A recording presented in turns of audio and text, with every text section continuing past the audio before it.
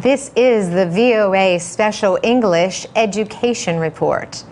Teachers and parents usually call attention to the pictures when they read storybooks to preschool children. But a new study suggests that calling attention to the words and letters on the page may lead to better readers. The 2-year study compared children who were read to this way in class with children who were not. Those whose teachers most often discussed the print showed clearly higher skills in reading, spelling, and understanding. These results were found 1 year and even 2 years later. Shane Piasta, an assistant professor of teaching and learning at Ohio State University, was an author of the study. She says most preschool teachers would find this method manageable and would need only a small change in the way they teach. They already read storybooks in class. The only difference would be increased attention to the printed text. Ms. Piasta says if you get children to pay attention to letters and words, it makes sense that they will do better at word recognition and spelling. But she says research suggests that very few parents and teachers do this in a systematic way. The report appears in the journal Child Development. More than 300 children aged 4 and 5 were observed in classrooms in Ohio and Virginia. The children came from poor families and were below average in their language skills. This put them at risk for reading problems later. For 30 weeks, the children took part in a program called Project STAR, for Sit Together and Read. The project is based at Ohio State. It tests the short-term and long-term results of reading regularly to preschool children in their classrooms. Laura Justice at Ohio State says researchers think they understand how information about print is transmitted from the adult to the child. This knowledge can be gained by having focused discussions when reading a book out loud. Professor Justice says this intervention can help adults center in on the things that children need and want to learn. There are different ways that adults can talk to children about print. They can point to a letter and discuss it, and even trace the shape with a finger. They can point out a word. This is dog. They can discuss the meaning of the print or how the words tell the story. And they can talk about the organization of the print. For instance, showing how words are written left to right in English. For VOA Special English, I'm Carolyn Presutti. You can read and listen to our programs at voaspecialenglish.com. This is the VOA Special English Education Report. Today, we have the last of 3 reports on bullying. Last week, we shared some of your comments on this issue. Now, we talk to a researcher who presented a study in May at the Pediatric Academic Society's meeting in Vancouver, Canada. Rashmi Shetgiri is a pediatrician at the University of Texas Southwestern Medical Center and Children's Medical Center, Dallas. Dr. Shetgiri said about 30% of American children are involved in bullying. She said about 13% of them are bullies, 11% are victims, and 6% are both bullies and victims. The new study, led by Dr. Shetgiri, shows that parents could help prevent bullying by improving communication and involvement with their children. The study identified factors that seem to increase or decrease the risk that a child will be a bully. She said children who have emotional or developmental problems or who have mothers who have poor mental health are more likely to be bullies. Older children and children who live in homes where their primary language is not English are less likely to be bullies. Another difference, the study found that African American and Latino children were more likely to be bullies compared to white children. For the study, the researchers used the 2007 National Survey of Children's Health. Parents of children aged 10 to 17 were asked whether their child bullies or is cruel or mean to others. Not surprisingly, how a parent acts may also influence whether or not a child becomes a bully. Parents who often get angry with their children and feel that the children often do things that bother them a lot are much more likely to have a child who becomes a bully. However, parents who share ideas with their children and talk with them are much less likely to have children who become bullies. University of Nebraska psychologist Susan Swearer says, communication between students and teachers can also reduce bullying. She says studies have shown improvement when students are taught about bullying and respectful behavior. Some programs also try to get people to intervene to stop bullying. Professor Swearer advises parents and teachers to try to get children to talk to them about being bullied. Otherwise, a child could feel hopeless and helpless to do anything about it. And that's the VOA Special English Education Report. I'm Alex Villarreal with the VOA Special English Education Report. No one likes to make mistakes, but a new study says organizations learn more from their failures than their successes and keep that knowledge longer. One of the researchers was Vinit Desai, an assistant professor at the University of Colorado Denver Business School. He worked with Peter Madsen from the Marriott School of Management at Brigham Young University in Utah. They did not find much long-term organizational learning from success. It is possible, they say.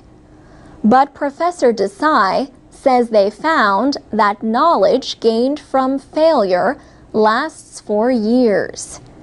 He says organizations should treat failures as a learning opportunity and not try to ignore them. The study looked at companies and organizations that launch satellites and other space vehicles. Professor Desai compared 2 American space shuttle flights. In 2002, a piece of insulating material broke off during launch and damaged a rocket on the Atlantis. Still, the flight was considered a success. Then, in early 2003, a piece of insulation struck the Columbia during launch. This time, the shuttle broke apart on re-entry and the 7 crew members died. NASA officials suspended all flights, and an investigation led to suggested changes. Professor Desai says the search for solutions after a failure can make leaders more open-minded. He points to airlines as an example of an industry that has learned from failures in the past. He advises organizations to look for useful information in small failures and failures they avoided. The mistakes we learn from do not have to be our own. We asked people on our Facebook page to tell us a time they had done something really silly. Fabricio Semino wrote, "Not long ago, I wanted to watch TV, but it wouldn't turn on, so I did everything I could to start it. 30 minutes later, my mom shows up and, passing by, says to me, 'Did you try plugging it?' I was like, 'I'm just dusting, Mom,' so she wouldn't notice how dumb I am sometimes." Bruno Kanieski da Silva told about a time he looked everywhere for his key. It was in his pocket. He wrote, "I always promise I will never do it again. But after a few weeks, where is my wallet? For sure it will be in a very logical place." You can find more comments like these on Facebook at VOA Learning English. For VOA Special English, I'm Alex Villarreal.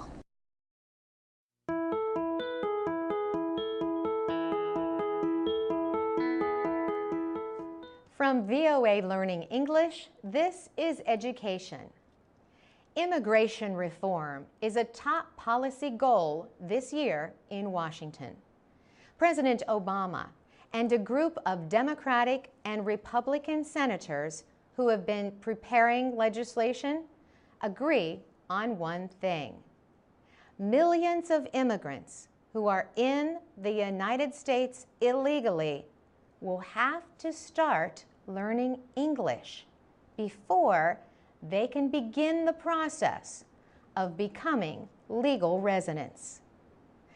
But school systems that face shrinking budgets are still cutting or eliminating English classes. Overcrowding is especially bad in California. That state is home to 1 of every 4 non-English speaking immigrants in the United States. But Margie McHugh of the Migration Policy Institute predicts a huge amount of unmet demand for English training all across the country. She says the current system is too limited. Until recently, California law provided money to be used just for adult education. But to help schools meet funding shortages, state legislators let them use that money for other programs. In Los Angeles, the adult education program has been cut by 75%. Once, the school district offered English at hundreds of neighborhood sites with day and evening classes. This year, the teaching hours will be reduced. California Governor Jerry Brown wants to take responsibility for adult education away from school districts. Their main focus is on children. He wants to give the responsibility to community colleges. Adult schools across the country are experimenting with computerized English instruction. They hope software will help substitute for the individual attention that beginning students need. For VOA Learning English, I'm Carolyn Prasuti.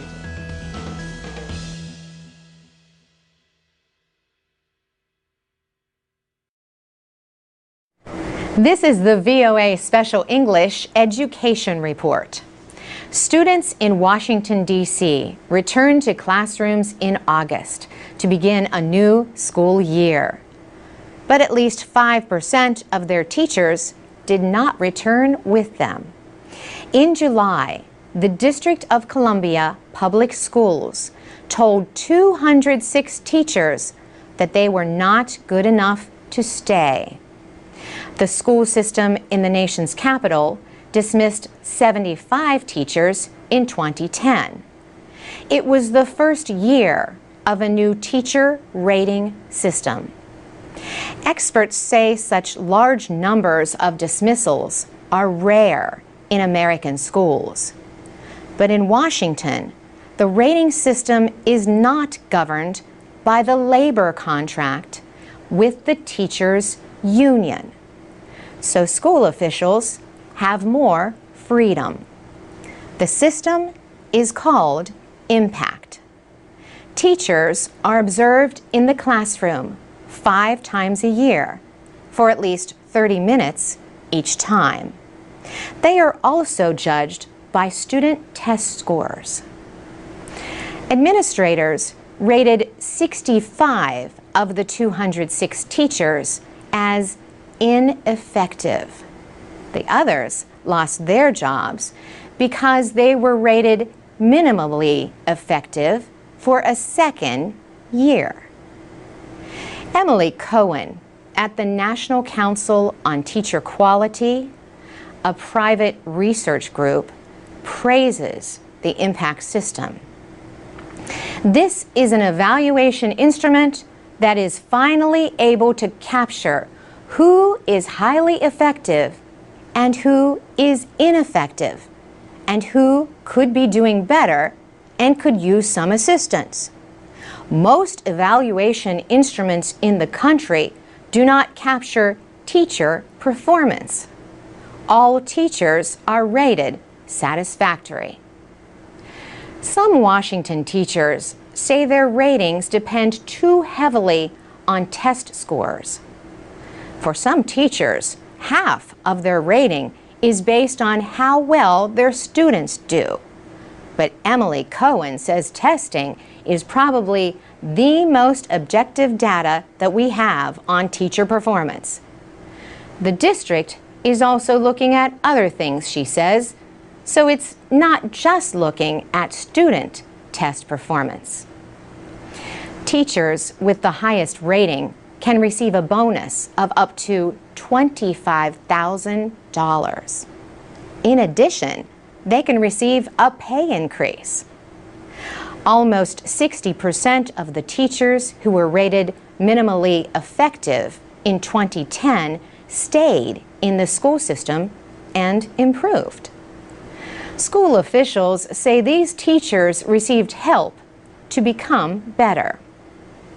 The Washington Teachers Union says impact unfairly hurts teachers who work in schools with high rates of poverty. The Washington Post reported that most of the teachers with the highest rating work in schools with lower poverty rates. For VOA Special English, I'm Carolyn Prasuti. For more education news and to learn American English, go to voaspecialenglish.com. This is the VOA Special English Education Report. John Wooden died in June at the age of 99. He was one of the greatest 20th century Americans in sports. He was an excellent college basketball player. He led Purdue University to a national championship in 1932. After college, he was a high school coach. He also taught English for 9 years. But where he really made his mark was at the University of California, Los Angeles. He was head coach of men's basketball for 27 years. His teams won a record 10 national championships. These included 7 in a row during the late 1960s and early 70s. The Bruins have won just one other championship since then. He coached famous players like Kareem Abdul-Jabbar, known then as Lou Alcindor, and Bill Walton. Several years ago, Kareem Abdul-Jabbar spoke at a ceremony honoring John Wooden. He said, "Many top athletes worry that they will be exploited for their skills by their coach. But that was not the case with John Wooden. The coach was praised for how he taught the basics of the game, like passing, defense, and moving without the ball. But he also offered life lessons as a speaker and author. His books included the self-improvement guide, Pyramid of Success. At a speaking event when he was already in his 90s, he explained that his father had taught him a few things about success. He said, "I was raised on a small farm in southern Indiana. Dad tried to teach me and my brothers that you should never try to be better than someone else. Always learn from others, and never cease trying to be the best you can be. That's under your control." Those words later helped him with his own definition of success. He said, "Peace of mind attained only through self-satisfaction and knowing you made the effort to do your best. I believe that is true.